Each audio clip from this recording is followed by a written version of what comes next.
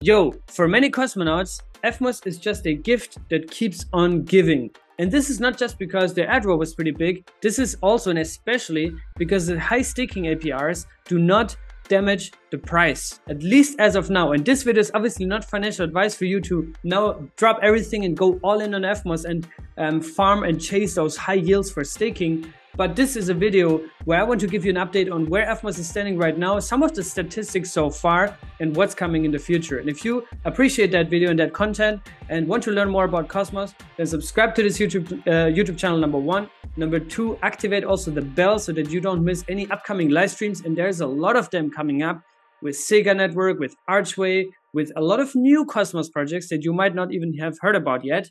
And also, number three, make sure to watch this entire thing.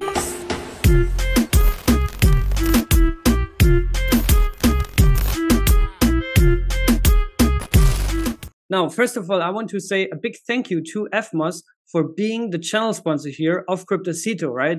They have been partners of mine for a couple of months now and supported me and my team as well, which is really, really amazing. And the collaboration has just been really, really smooth, very cool. And I'm just very, very proud to be partners with FMOS. There's also a link down in the description for Alpha Leaks, for a newsletter that you can join, and yeah, you will be notified about cool things that are coming in FMOS in the future. Now, if we look into the charts, we can see that FMOS is currently ranked 88 on CoinGecko, and let's see if they're currently trending, because usually every other day they're trending here, especially perfectly right now with Atom, the Cosmos Hub, trending as well. Cosmos is making big waves these days, guys. And even, I have to mention this also, I just got featured by Coin Bureau, which is one of the most legit and the biggest crypto YouTuber in the whole world, right? And this guy is also a Cosmos bull, and he just dropped a video about things that he recommends you should be doing throughout a bear market. And one of his recommendations was to watch ecosystem-specific YouTubers, right? And he recommended me basically as a great source for Cosmos, right? But yeah, when I saw this, I was completely freaking out because this is absolutely amazing. But anyways, FMOS currently 88, trending on CoinGecko, market cap of $463 million US, fully diluted $2.27 million US, because the max supply is 1 billion. So that's based on a price of $2.29. And a lot of people say like, man, this coin has to dump. There's just no way this can sustain. But if you look actually when it came out, and I made a video also when it came out, the price was actually at like $5-6, right? I think almost went up to $7, $6.84 here recorded on CoinGecko. So it kind of like already dumped from that. And even around 5 weeks ago, first week of June, FMOS was at $3.60, right? And right now it's only at $2.29, but it's still a very good price, especially given that the airdrop amount was pretty decent for a lot of cosmonauts.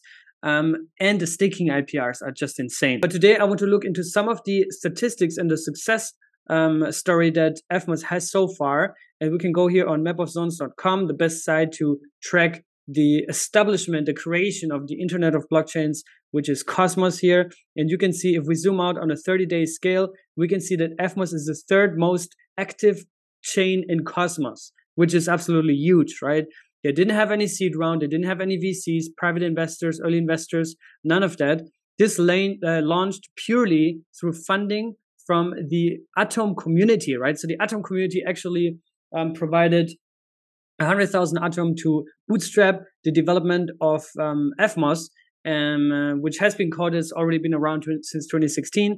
But anyways, FMOS is here now, funded through the community on-chain governance, and has 36,000 monthly active IBC users. But still, if you look at volumes, there's still a lot of room to grow. The amount of dollar value is not that crazy high, but the amount of transactions is absolutely nuts. So, and if we look at some of the data that we get on-chain from Bro and Bro, you can find it on monitor.broandbro.io. These guys are also running validators, so please check that out. You can see here at one glance the dashboard of FMOS, and we can see that the staking APR currently on-chain is still just above 500%, which is crazy.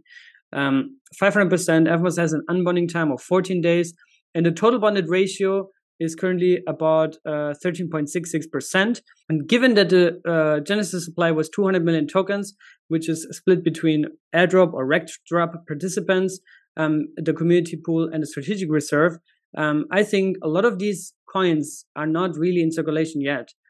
So the community pool has 10%, and there has been some spending going on already, but the strategic reserve, I think, did not spend crazy amounts of money yet. But yeah, so that's why only a small percentage of the Genesis supply is actually in circulation. And if you haven't claimed your RegDrop yet, check your wallet. You might be eligible if you have been an avid Ethereum DeFi user, or obviously an Atom staker or holder, or also Osmosis LPs. Snapshot was November 25th at 7 p.m. UTC. Speaking of the airdrop, this is very important information now because there has been a change. Up until a few weeks ago, the DK were supposed to start on July 1st, so should have already started, but they postponed it now by 1 month, which means that people that have not claimed their FMOS yet, they only have time until August 1st to claim their full amount. Obviously, they have already missed out on crazy staking rewards so far, but that put aside, if they don't claim it before August 1st, they will slowly lose their claims. So over time, they will just have less and less amount of FMOS that they originally were supposed to get. And what happens with these FMOS? These FMOS will get clawed back to the community pool, right? And then I think from there will be another proposal to see what can be done with these funds. But as of right now, those are 75%, which is 75 million FMOS, which at the current price is like 140, 150 million US dollars, or even more than that, which is a lot of money, right? That could potentially be sold on the open market. But yeah, my guess is that given that this airdrop is very broad and affects a lot of the Ethereum users also, that a lot of people are just not aware of it, right? And they don't even know that there's free money waiting for them to be claimed, to be picked up. But yeah, I mean, on one hand, we're losing or missing out on users. On the other hand, there's less sell pressure, right? And less coins that are in circulation. And that makes the FMOS community treasury richer so they can fund cooler things in the future, right? One of the cool things that is being funded through the FMOS community treasury, for example, is the Nebula Summit, right? Which is a Cosmos-specific side event attached to the ECC conference in Paris, which is happening this month in July. So Nebula Summit is happening on July 22nd. There have also been grant proposals to build protocols. There has been an incentive program, a lot of cool things. Some of the things also didn't go through. There's a public RPC by Pocket Network that has been granted through the community pool, and just a lot of cool things. Now, another thing that I also want to talk about that also has been an on-chain proposal on July 4th, so that just went through a week ago and has already been implemented, is a mainnet upgrade. And that mainnet upgrade, primarily what it contained, or what the goal was, is to make the chain faster and more performant, right? And FMOS right now is actually the fastest Cosmos chain out there, with block times of less than 2 seconds. And we can actually go ahead here on mintscan.io, which is the native explorer of Cosmos, and we can just choose Evmos here. And we can see that the last block here, the last block time was 1.85 seconds, right? And if you click here on blocks, you can also see that there are blocks being created. Stakecito actually just proposed one.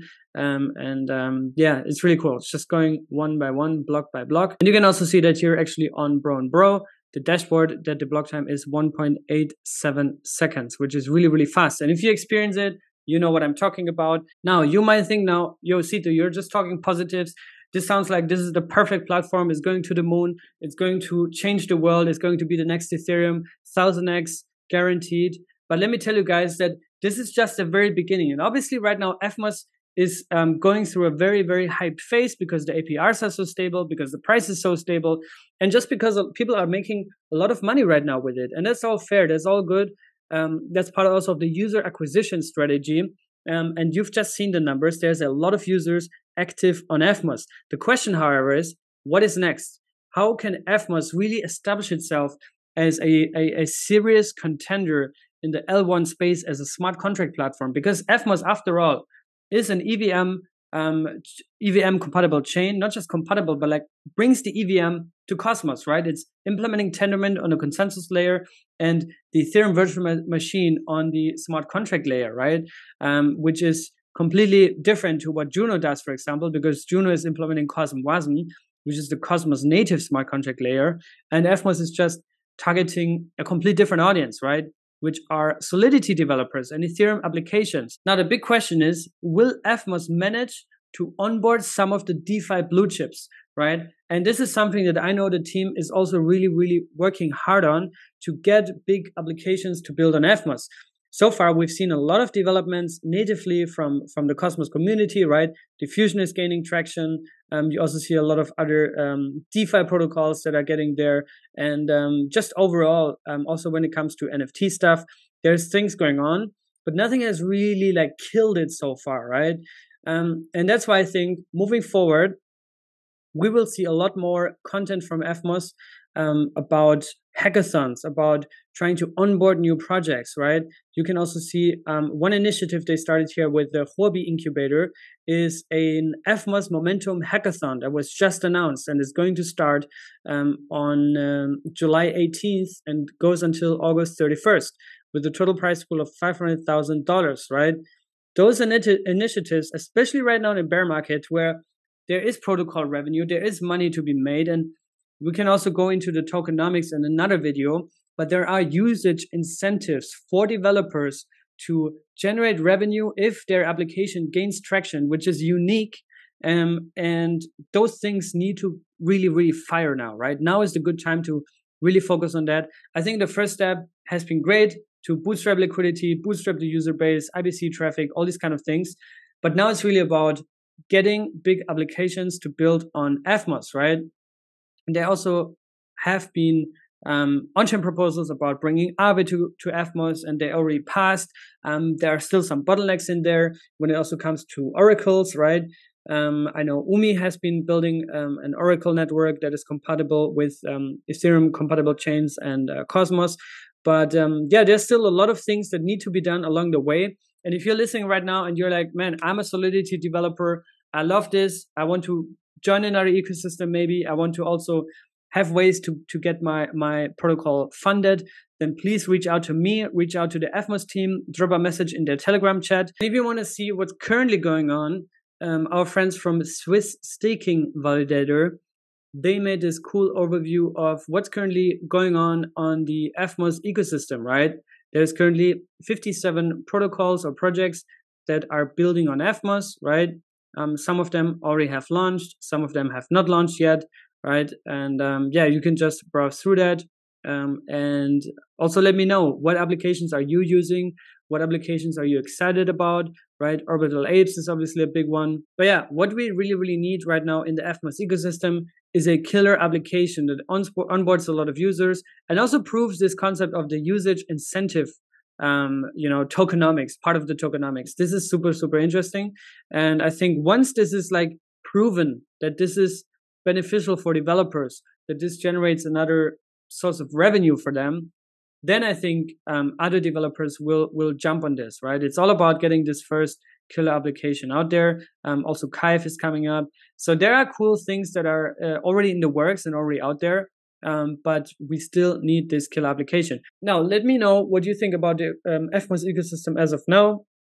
And again, if you're a Solidity developer, reach out to them, reach out to me, drop me a message on Twitter @Cryptocito. Beware, however, of scammers. There's a lot of like fake people also in the chats down below in the comment section, sending weird WhatsApp groups or whatever. Don't fall for this. I don't have a trading course. I don't have a closed group or any trading alerts or anything like that. I just have a Twitter account @Cryptocito. And also I do have a Telegram group, but it is public and it is just there to chat with fellow cosmonauts and fellow people in the space. But yeah, beware of scammers, please, please, please. There's also been somebody on Twitter impersonating me.